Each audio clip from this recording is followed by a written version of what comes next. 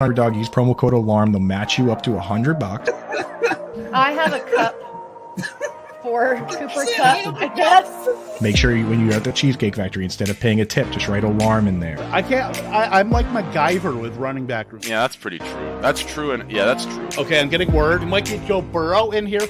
Hey, Joe! No, I'm not drafting anyone at all. I'm not going to, so quit asking. I've got information, man.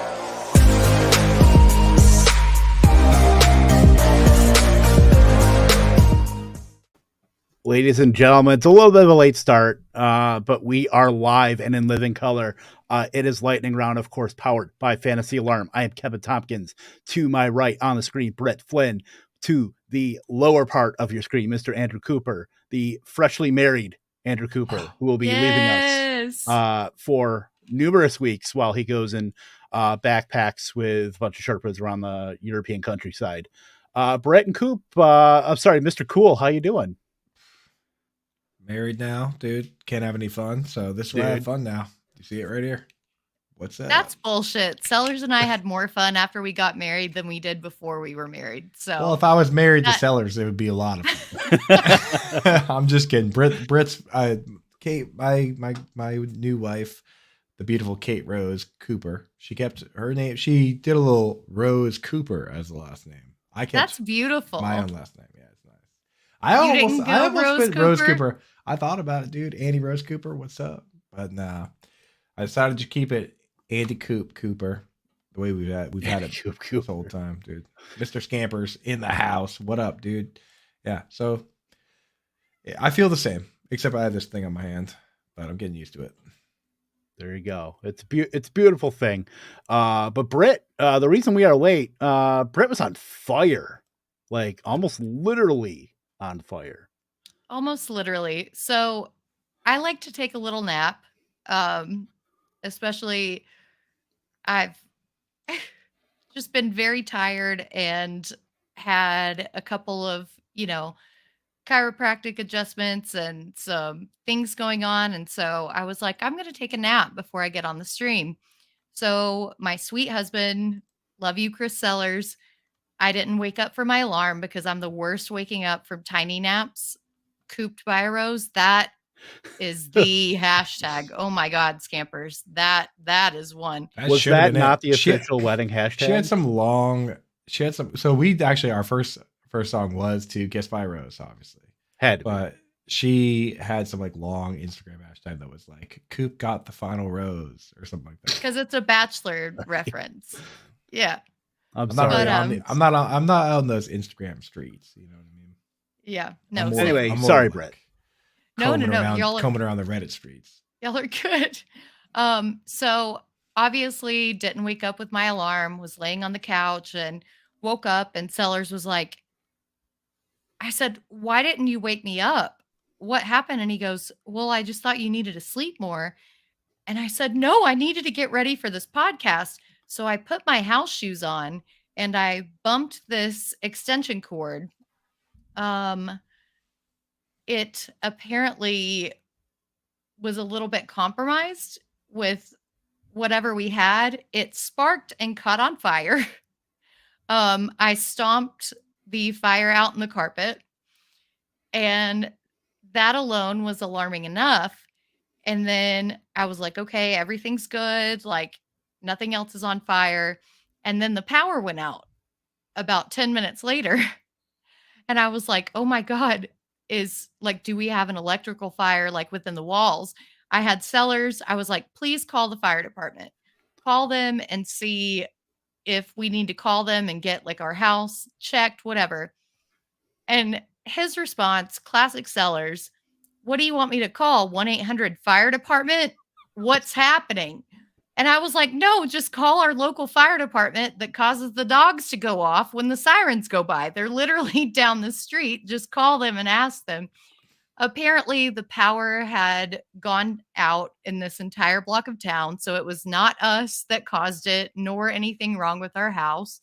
But it did cause a few technical difficulties, which was great for my anxiety and trying to get on the stream on time. But yeah, here we are. So you just happened to hit this thing, and then it was just coincidental? That's what the fire department said. I'm sticking with what they said. Look, Coop had got married. The sparks were flying. Britt stepped on a cord. The sparks were flying. That's what happened here, dude. Yeah, I mean, like, yeah, it was we're wild. We're all fired up over here. I'm not gonna lie, my anxiety is probably a 12 out of 10, but nothing stops the Lightning House. That's what Lightning's all about, right? So the takes are going to be hotter than ever this evening. Exactly. We're not going to be burning down any houses, but we will do all we can do within the legal limit. One quick shout out to friend of the show, of course, Mr. Jameson Tyone, who is just got pulled from game 1 of the ALCS 4 1/3 innings, 4 hits, 1 earned, no strikeouts, but kept the Yankees in it. So we're all pulling for you, my friend. Still 1-1. Actually, Verlander just struck out a batter. So we are going into the bottom of the 6th in Houston. But anyway, let's get into as crazy as it sounds. As a Patriots fan, I mean, as a New England fan, a Red Sox fan, like I do hate the Astros. I truly do.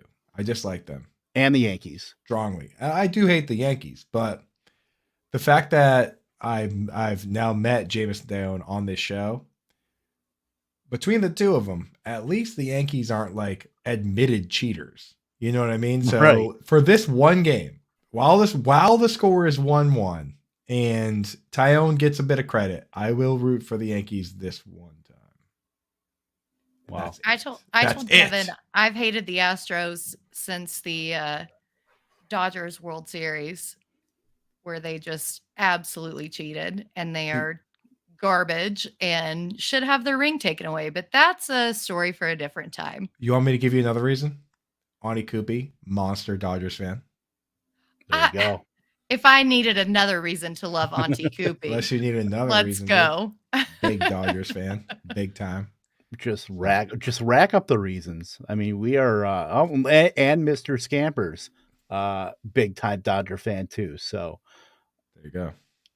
And did I mention that Alex Bregman's a loser? But anyway, this is a football show. But nobody. Yeah, let's talk a little football, shall we? First of all, lots happened in 6 weeks. Stuff we could predict, stuff we can't predict.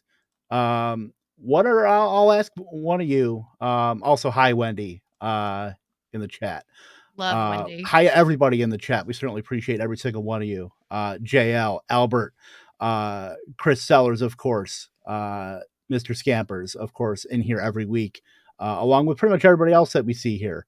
After 6 weeks, I mean, just the things that we cannot predict that's happened. I'll go with either Britt or Coop, whoever wants to go first, but just something that's happened that who saw that coming? Well, I got an easy one, dude. New York Giants, hottest team in football, hottest team in the league, unstoppable. Probably have the coach of the year in Brian Daboll. I mean, I don't know. He just has the magic, and once he gets a couple good players, of which he has only like 2, Brian Daboll could once again get it done. 5-1. The same record as his former team, Buffalo Bills. Who's better? Giants, Bills? Nobody knows. Impossible to tell. No, point. and Daboll is doing this with a shell of a receiving core also. Like making Daniel Bellinger a thing, which, I mean, I know that we were high on several rookie tight ends, which we'll talk about later, but I don't think anybody really thought that Bellinger was going to be one of the hottest.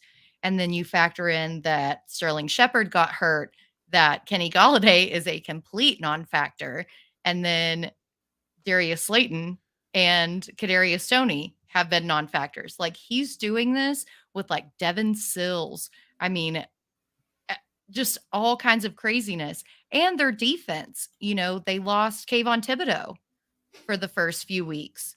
I mean, it's not even the entirety of what the Giants could and can be. So yeah, as a Cowboys fan, I have to completely agree with you. I did not see the Giants, having a better record than Dallas does at this point in the season. It's insane. My favorite part about it is that like Vegas is like, nah, these guys are frauds. And this week they have the Jaguars Jacksonville as favorites over them. But hey, maybe they're not frauds. Maybe they are. I don't know. But yeah, hey, like nobody buys 5-1. the Giants. I'll tell you what, the best trash talk of all time, undefeated trash talk, scoreboard. Right? It really is, though. There's, Like, there's nothing that beats just dropping hey, scoreboard.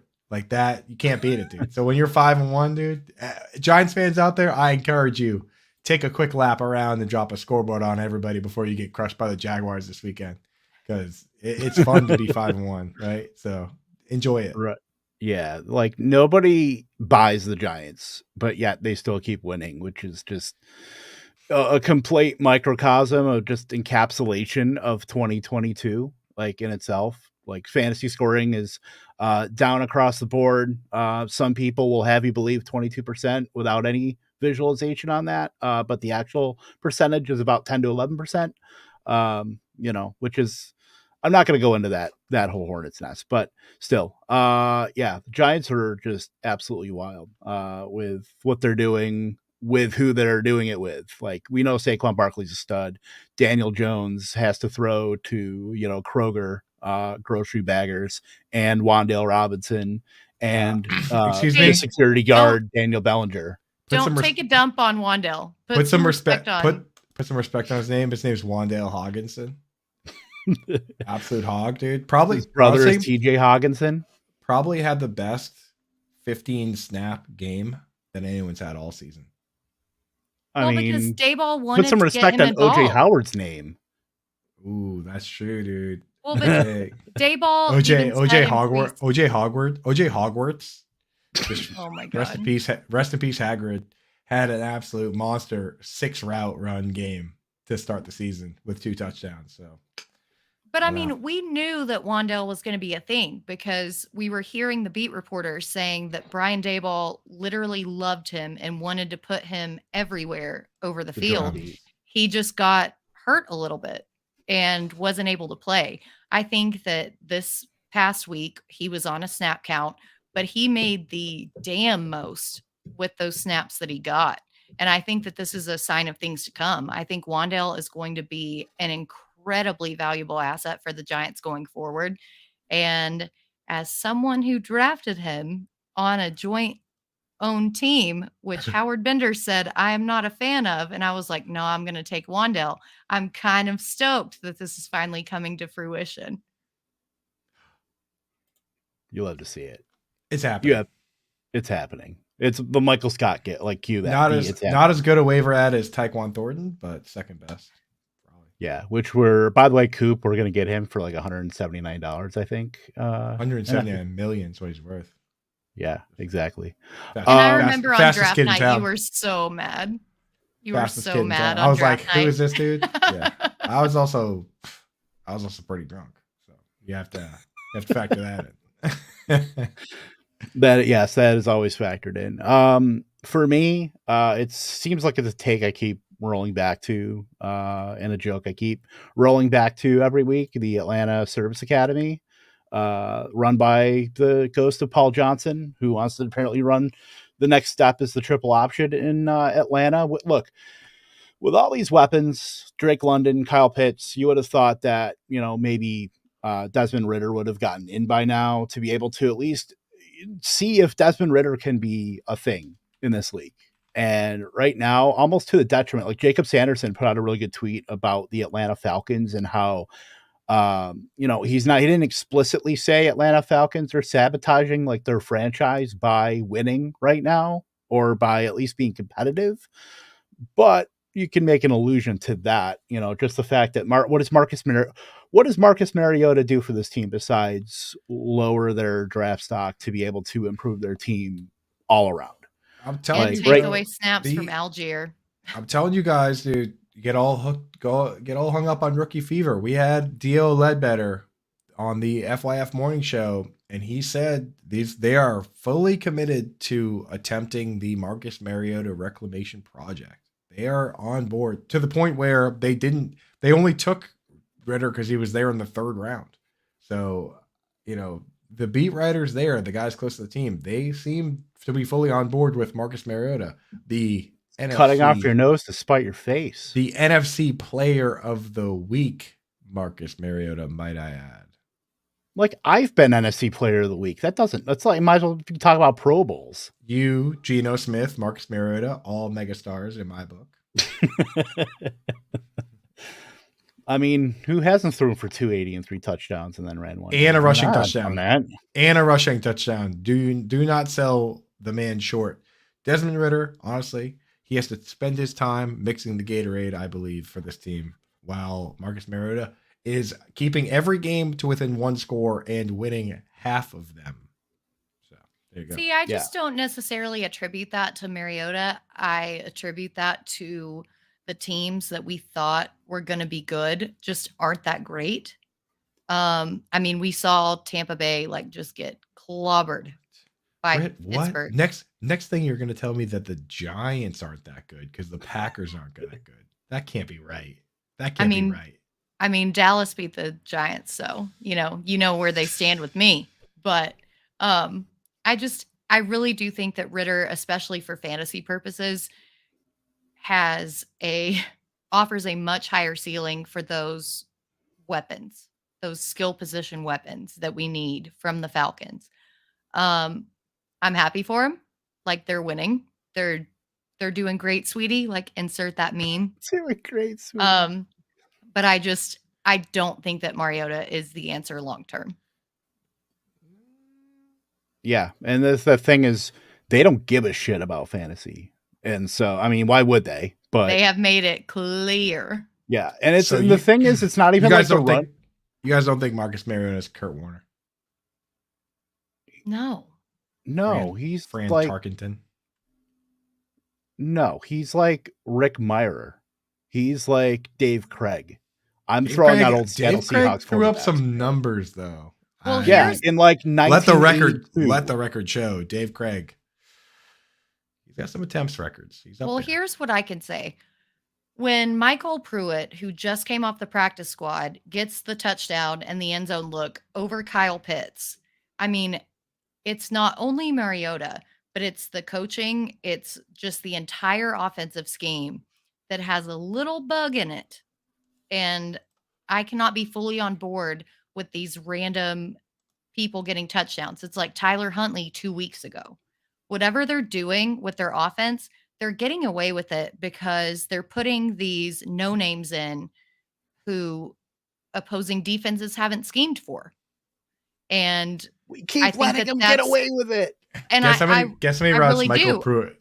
Guess how many routes Michael Pruitt ran? I don't want to know because it's disgusting. Take a guess. It's 5. Less. It's 1.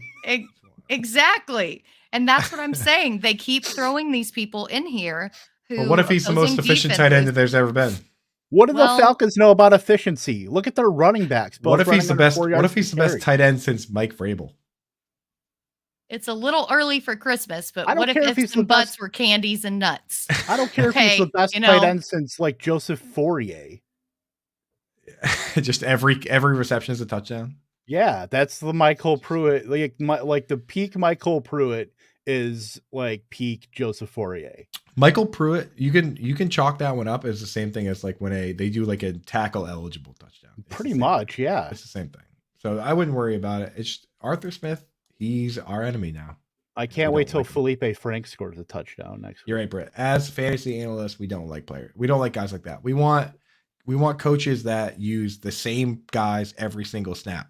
Ron Rivera, Sean McVay, those are the guys we want. Same 11 dudes.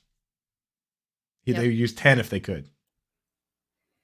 That's what I want for fantasy. It's just disgusting. I want to punch Arthur Smith in the you guys get it. Right? Yes. Just Michael Pruitt. Yeah, dude. So frustrating. Is there somebody else you want to punch in the Michael Pruitt here with your thing that nobody could predict? Britt? Yeah, Russell Wilson. Who would have thought that the Broncos would be a complete dumpster fire? That's why they're getting so many primetime games, because everyone thought that the Broncos were just going to be this high-powered offense. It's the best quarterback that Jerry Jeudy and Cortland Sutton have ever played with. They've got Javante, like Nathaniel Hackett's coming over. They literally rank last in points per game. Completely dead freaking last. And that game that we saw on Monday, like, was pulling teeth. I was so thankful that they muffed the punt so that game was mercifully ended. Beginning was but good. You have so many good weapons. Like, this isn't an excuse for poor play. And I don't know if it's because of Russell Wilson's lat, if that was an undiagnosed injury that happened earlier. Now they're saying his hamstring, which just seems like another little bit of an excuse to me. Or if it's Nathaniel Hackett's piss poor play calling, or if it's a combo of all three. I think it's a combo of all three. But nobody in the world would have predicted that the Broncos would look like total freaking dog shit. And I hate it. As the internet's proven, I mean, there's an unlimited number of clips that prove that Russell Wilson is a dork. And but you can be dorky and still be good at stuff. Look at Kirk Cousins. Can't be cool though. Well, you can't be cool, but you could still get fantasy points. I'm just saying. Can't be as cool as Coop in his shades. First of all, just saying, dude, if you want to, like, what's the point of even being an NFL quarterback if you're not going to be cool? You know, like, just be an astronaut or something instead. And the thing is, when you, if you're going to be a dork and try and be cool, be an astronaut. But, like, I just look at it, I'm like, maybe he was a product of the system, a system that now Geno Smith is running. And besides this past week, has been amazing.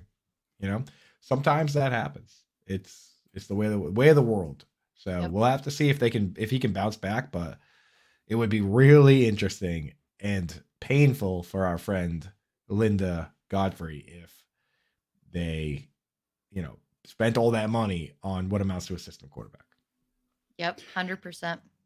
But you know what? And let's dive right into the strategy session here, because I'm going to give the player or situation that we are excited to see in week 7. The one guy, the best quarterback that he's ever played with is Russell Wilson.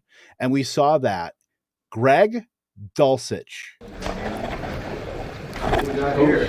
Yes! Oh my God! Look at that hair! Oh my God! Oh my God! It's so beautiful. Thank you. Oh my God! It was so beautiful to see Greg Dulcich turn Eric Saubert into dust, to turn Eric Tomlinson back from the bell of the ball to a pumpkin out on blocking snaps pretty much primarily, except for like one random catch. Albert Akui-Bunam was a healthy scratch. Good. So as soon as that happened, as soon as I saw Alberto on the inactives list when I was working and putting the inactives up on Fantasy Alarm before Monday Night Football, it was Greg Dulcich season. And not only that, but the fact that he caught the first touchdown, the mania is running wild. He ran 79% of routes in his first NFL game. Like, I know we're all caught up in the allure of rookie fever, but the fact that he was able to do that in his first NFL game, the fact that Denver was able to just give this guy basically a fantasy starter share of routes, like right off the rip, is incredibly encouraging. I mean, the Denver Broncos need a shot in the arm more than ever. And I think Dulcich might at least be in the conversation to add to the Cortland Sutton and Jerry Jeudy and, talk about the running backs. I'd rather not, but I am very much in on Dulcich, and I think he, you look at the banner that we put up, flip the slate for the tight ends. We finally got somebody to at least pop the top off. I mean, his ADOT, his 12-yard ADOT, was right up there with the season-long averages for like Darren Waller and Kyle Pitts and Mark Andrews. So I don't think he's going to be like this one to, catch a pass in short and just fall down like the Jason Wittens that we all know and love and, turn into dust. But I'm fully in on the Greg Dulcich experience. How about you guys?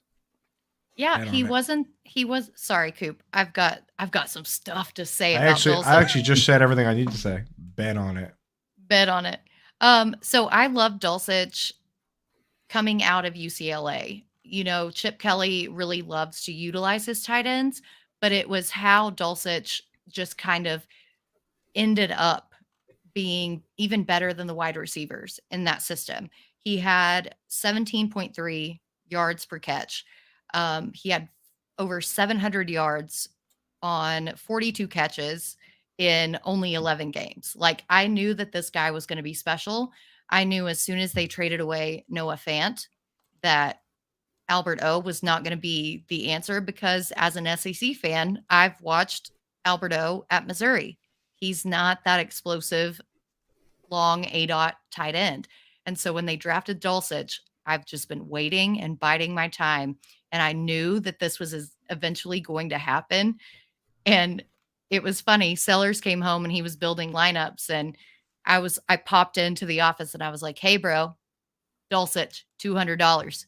Have to have him in your lineup. And he's like, wait, what? He's activated? He's like, he's activated? And I was like, yes, all your lineups, Dulcich. And then as soon as he scored that first touchdown, I was like, it's on, baby. Let's go. And he almost had a second. He almost did. Yeah. Close. I mean, They went Dulcich to him with one. They had one chance, right? For the half. Yep. Yeah. Dulcich is going to be a very big part of this pass catching core for a long time. If Russell Wilson can get his stuff together, then I'm incredibly in on Dulcich at all levels. I don't need to add much more than that. You can check my Twitter, Reddit, Fantasy Alarm. Been in on Dulcich in writing, in full. It's already written down. So go check that out. Yep. Check those receipts.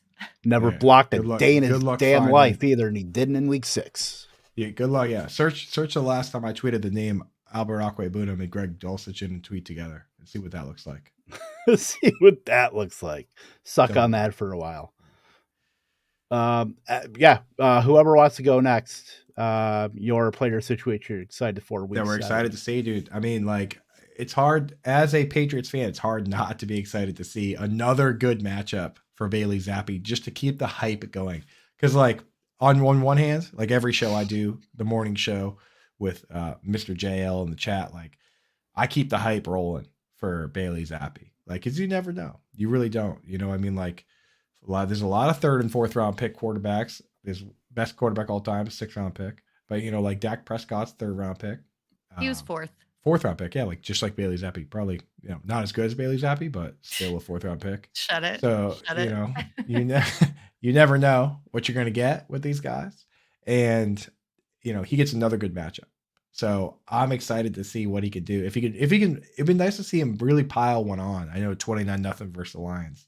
Pretty awesome. But if him and Tyquan Thornton get it rolling, be pretty cool. And then you'd have a real competition, have Mac Jones really have to step up to get his job back. The only thing better than one really good quarterback is having 2. So I'm excited to see what that looks like this week. Monday night, dude, I'm probably the only person excited for Monday Night Football in the world. Even Bears fans are not excited, but I am.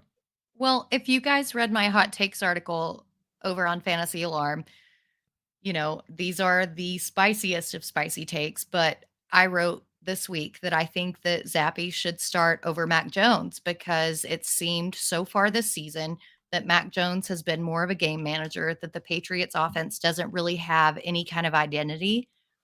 And Zappi's given that to them.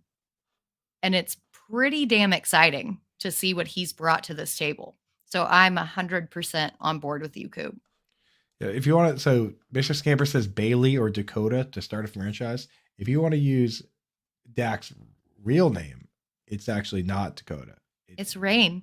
Rain. His middle name's Dakota. But if it's Bailey or Rain, and in this case, dude, can you really pick a guy named Rain? Hard to say. I would Yeah. love some rain right now, especially Yeah. after the fire.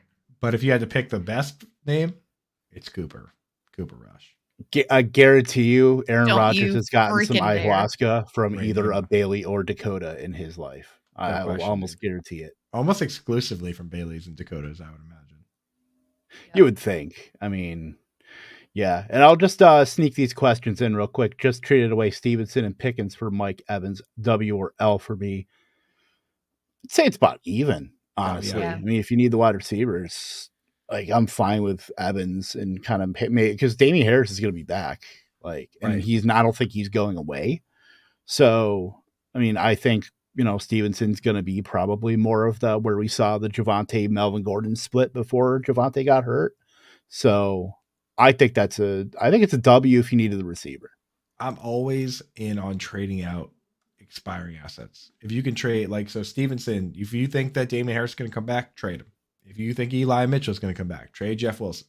If you think DJ Chark and Jameson Williams are going to be a problem, trade Josh Reynolds. Take these expiring assets and cash them out. We're trying to win a championship. Focus on, if you think you're going to make the playoffs, trade those expiring assets now. Now's the time. Zach Ertz, Gerald Everett. If you have to do it, do it. Well, and the thing about Mike Evans, too, is that he almost retains independent value because he is such a heavily utilized red zone target for Tom Brady. So I think that gives him a little bit more upside than just the pure volume alone.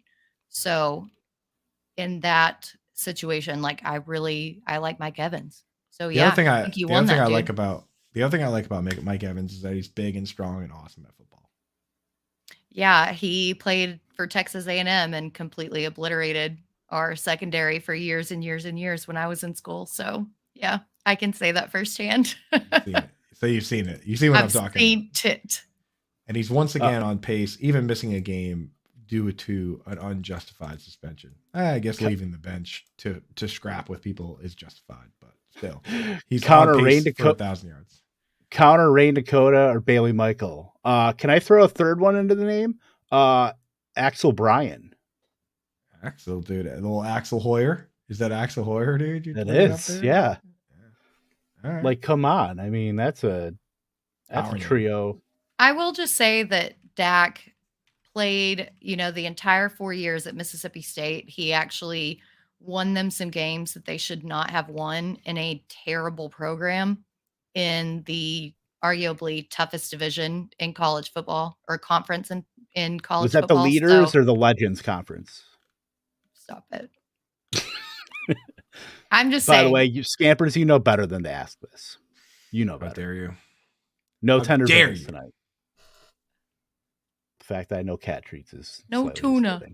All right, we got to move on. Next topic. We gotta ride through this puppy. We do. We had a electrical fire scare, so we're behind schedule. We are behind schedule. Britt, did you want to add anything more about Dak Prescott? I know. I'm super excited to see him back this week. I think that likely Dallas could have won that game on Sunday night had Dak been the actual quarterback. Cooper Rush's 3 interceptions, especially, giving them positive field position, did 0 favors for our defense. I think they've got a favorable matchup coming up with the Lions. I think having Dak back gives an entire different dynamic to this offense, and I'm super excited to see him back. You guys know that I'm a diehard Cowboys fan.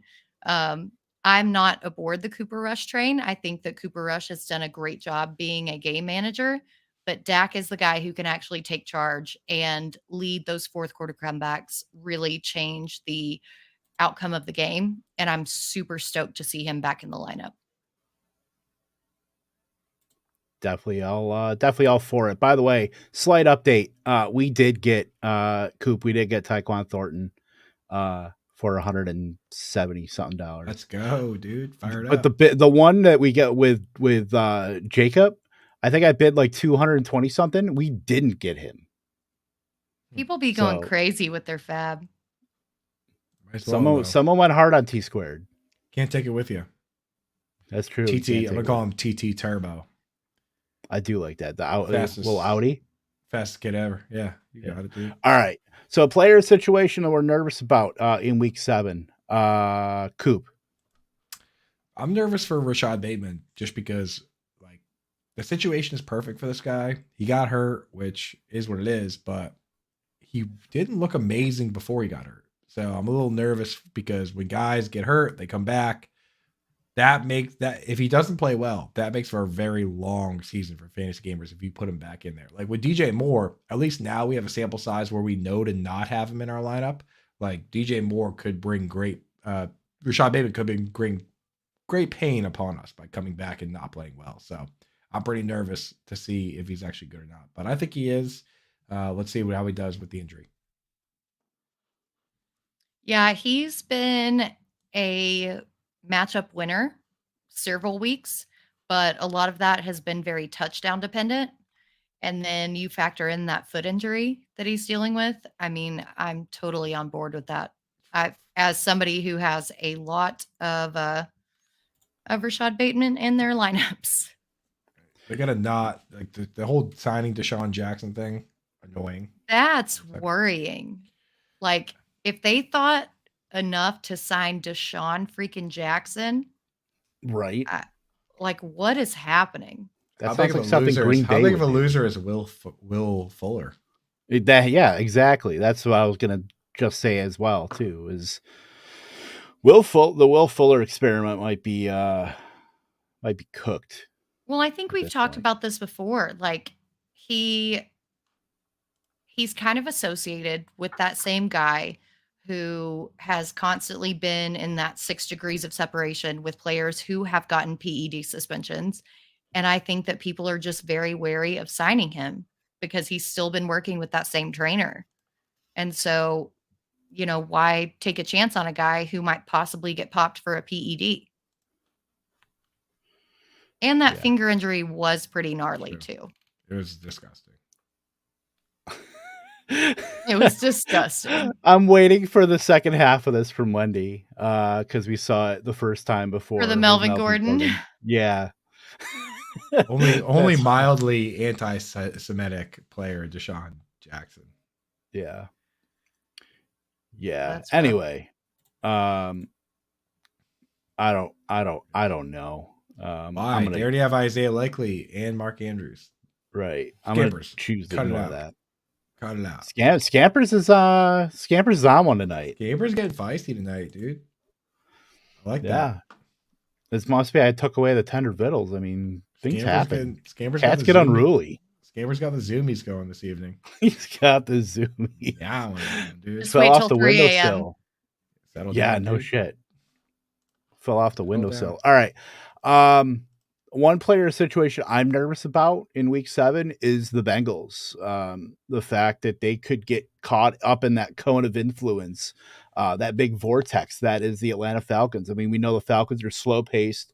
They want to dictate tempo. The Bengals have been a little bit more pass happy, certainly more expected pass rate last couple weeks, but I mean, it seems like every single team that they play just kind of falls into that swirling vortex of the Atlanta Falcons, slowing down the pace of the game. I believe they're 27th in pass plays per game. I'm just very wary about the Bengals even just getting up because we all thought the 49ers were just right to blow out the Falcons, and the complete opposite happened with that. So, I mean, I do think the Bengals are a little bit better than the 49ers, but not by much. I think their offensive firepower, especially with Higgins and Chase, can dictate that. But if the Falcons are just going to run, as we've seen, just run the ball 75% of the time, at times, it's going to be hard for the Bengals to be able to string together possessions. So I am very wary about the Bengals, playing Atlanta this week. We know 31.3 rush attempts per game kind of spells out everything you need to know for the Atlanta Falcons. 32nd in dropbacks per game as well, 27.7. So very worried about the Bengals this week if you're looking for passing volume. I just don't know if it's going to be there unless the Bengals just go out and get up like 3 scores, and then the Falcons are forced to pass. So if they are forced to pass, Pitts in London, please. You're not excited for Joe Mixon? You mean the one giving away every snap based on his body language, Joe Mixon? Joe Mixon, this Joe Mixon. I've got a plan. Yikes. Big bounce back week coming for Joe Mixon. That's all I'm saying. Well, I mean, I know you have a lot of Jamar Chase and T. Higgins, but Mixon getting the usage. Big week. I was going to say it almost has to be a bounce back week for Mixon because Chase popped up on the injury report today. Higgins is been on the injury report. I don't think that they're going to be at full strength. And AJ Terrell is like a beast of a corner. And so if he's on Chase at less than 100%, I mean, they're going to have to run the ball. And so I don't, I have a lot personally of the Burrow Chase stacks. Like I got that shit everywhere. And I don't think that it's necessarily going to pan out this week. And I'm not excited about it, but I'm already coming to terms with it because I just don't think that that's something that's going to happen. Joe Mixon so far is doing his best Zeke Elliott impression. Like your least favorite RB1 of all time. Like he will be an RB1. Well, considering the utilization that he's gotten, like he should have like 30, I believe 38 more fantasy points. He is minus 38 in fantasy points over expectation right now. Joe Mixon is. In my league that counts expected fantasy points that don't materialize, he's been amazing, but it doesn't even matter because Josh Larkey and Jacob Sanderson are so far ahead of everyone else in that format. Well, you know what? I'll stick those minus 38 points, fantasy points over expectation with MVS's air yards and Cortland Sutton's air yards and, everything else. This Halloween, we can all get our Ouija boards out and just celebrate the fantasy points that could have been. But no. Well, if we're going to talk to the spirits of the dead, I want to at least talk to Zeke Elliott first. Hey, dude, he will be an RB1 at the end of the season. Like he's already creeping. Yeah, he will be. He will finish as an RB1. I think so by too. Sheer force of will. You would just wait and see, dude. His best friend's coming back, brother. His best friend. I think so Grim too. Reaper? Dak Prescott is his literal best friend. And the touchdowns are coming, my boy. There's nothing you can do about it, dude. He'll finish as RB 12.5, rounded up to 12, but he will be an RB1. That's not how that works. It is. That's not how any of this rounded works. Down. Tied. Yeah, he'll be tied with Jamal Williams. Star. Oh my Jamal God. Williams is a megastar. Keep his name out your mouth, dude. He has the power of God and anime on his side. Britt, one player situation you're nervous about for week 7. So I'm a little worried about Patrick Mahomes going to the 49ers and dealing with their pass rush. This is all contingent, obviously, on the fact that Bosa and Armstead are going to be healthy because they were held out of practice today or limited. But I really do think that Patrick Mahomes is going to be pressured by that line early and often and probably throughout the entire game. And although he's great at getting off those one-handed throws or those sidearm throws, this isn't the same receiving core that he's had in the past. He basically has Travis Kelce, and then he has like whichever receiver he feels can get open. San Francisco is second in the league right now in sacks per game. And I think traveling, especially off of that loss to the Bills, that Patrick Mahomes could be in a lot of trouble against this defensive line. I don't really know if anything or anybody other than Travis Kelce is going to be fantasy viable in this game. Yeah, the 49ers. Well, at least for the Chiefs. 49ers are a pretty annoying team to play when it comes to your quarterback. Like they're letting. That's been the story for the Chiefs anyway. Is it's like Kelce and then spin the roulette wheel and whoever it lands on. It's basically they got all these pass catchers and it's the same exact thing where it's the wheel of chance where it could be last year it was DeMarcus Robinson or Byron Pringle. This year it's, Joe Fortson and even Juju. I mean, Juju had a pretty good game, but still. And Justin Watson. And then even on the tight end side, like they're throwing to Gray. Like what is happening here? They'll make a move at some point, I think. I'm feeling. Yeah. They'll go get DJ Moore and then we'll all be screwed. Okay. We'll hit these quick because I know Coop's got to go. One question we want answered about our player situation week 7. And I'll just give you mine real quick. I want to know if we can get the old Miami Dolphins back. They're going to go up against Pittsburgh on Sunday night. So very excited about, I know Waddle's popped up on the injured report as well with, limited practice, but I still think their full complement's going to be able to go. And, I just want to get back to the good times, the week 1, the week 2 Miami Dolphins. Like, just let's get that back. That's too much to ask. I need the color of this background in honor of the Miami Dolphins, obviously. It's nice. Tyreek Hill leading the league in yards still. So he's still good. Tua is good. I think they're going to be just fine. Yeah, So they run into Bailey Zappi. I think Tua coming back is definitely better for Waddle.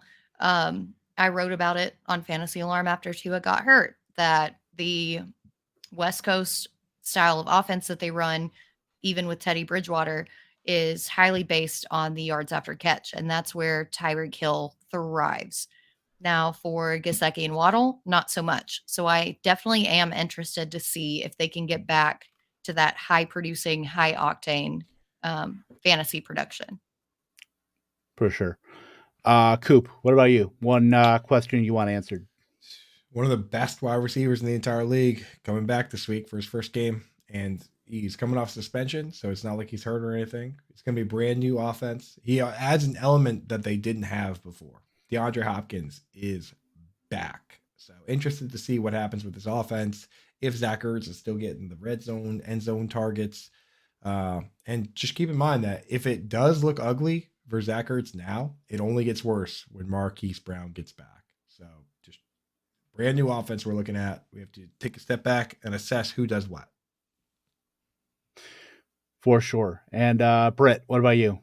So I hate saying this, but I have to know if James Robinson is dust, because after week 3, his snap share went from 58% to 47, 40, and 43.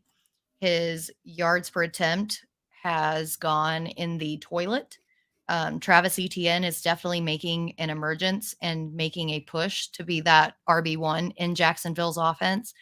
And, maybe we were a little too premature about saying that James Robinson is back. So I need to see if this changes after this week. If it doesn't get any better, I'm pretty much going to have to relegate him to a straight up RB2. You know what we need to see? We need to see another positive game script for this team to see if we can get James Robinson back on that side. If they win the game and it's a Travis Etienne game, James Robinson is dust to me, because he's the positive game script back. But if they do, they're it's their home team and they're getting the 3 points. It's -3, which says it's kind of even. But I want to see them win. I want to see if it's Robinson or Etienne, because that'll give us a lot of answers. But you're right, Brett. Not as good as we thought, huh? Yeah, sucks. Yeah, James Robinson. Expired. Yeah, maybe we were just a little too premature on the, hey, you're back from the Achilles, you're a superhuman, because his yards per carry since week 4, 3.63, 2.7, and then last week he actually had a 4.5, but he only got 12 carries. Yeah, so it's okay. You'll just run great. Jermichael Hasty out there and let him get Oh a my 60 God, yard. that was the most infuriating thing. Nobody wants that. No, nobody wants that. And nobody wants us to leave, but unfortunately, Coop has handcuffed us. He is holding us hostage. Speaking of held hostage, never mind. I will not do that to the new blushing bride, Kate Rose Cooper. I got you guys. I'll not do that. I'll be nice. Got you guys finger trapped. Finger trapped. Did you do that to her? I really, truly should have. I did. I totally feel like you're it. Finger would consummate these nuptials with a finger trap. The trappings of the finger trapping, as is tradition. That would have been the best thing ever. I tried. All right, we gotta hop on here. Like this video so Britt can fix her wires. That would be nice. Please. No more fires. Yeah, no fix more fires. My wires, no more fires. My kids don't want to eat ketchup, out of the packets. They don't want to do that. Coop is going to, I believe, Abu Dhabi, right? Europe, Antarctica. We're doing Abu Dhabi, the Antarctica. We're going to the moon. Just want to check to make sure that American flag looking spiffy. Moon. Yeah, we'll pop in the moon, dude. Re-up on the American flag. Got a flag on Wakanda. The moon. God bless. Make sure that it's there. Mm-hmm. You gotta do the bus tour of Wakanda, right? Yeah, of course. You gotta do a quick drive through. Not super safe. I mean, I haven't seen the second episode, so I don't know if it's safe or not. The sequel, but it does say it is forever, so I figured it should be there. Seems a little dangerous, based on the previews. So we'll just put on a long sleeve tee. You'll be good. Of course. All right, we got to get out of here. Of course, like this video, subscribe because you like us or something, and help us feed our kids. Help Britt fix her wires. We will be back next week. Coop, enjoy your honeymoon, my good sir. Yeah, and I believe I have one last thing to say for everybody. Before I do that, next week, taking Andrew Cooper's chair will be none other than Howard Bender. So that'll be a lot of fun. You know, I'm actually going to be here next week, right? Is it next week? I'm here. You are going to be here next week? Yeah. So, yeah. Yes. We can talk about Absolutely. that. Unless you already have Howard. Unless you already have Howard on, then No, Bender. No, it's the four of us then. Hell yeah. I'll be here. I'll be gone for the 2nd of next month. And the first. That's 3 what happens weeks. when you don't text us back for 6 hours. Well, I got stuff going on. Text messages. You kidding me? All right, we're out. Wendy says, "Have a great time, Coop and Mrs. Coop." Apparently, that's 2 weeks from now. So write us a detailed schedule, Coop. We'll be out, and of course, Coop. Toodles.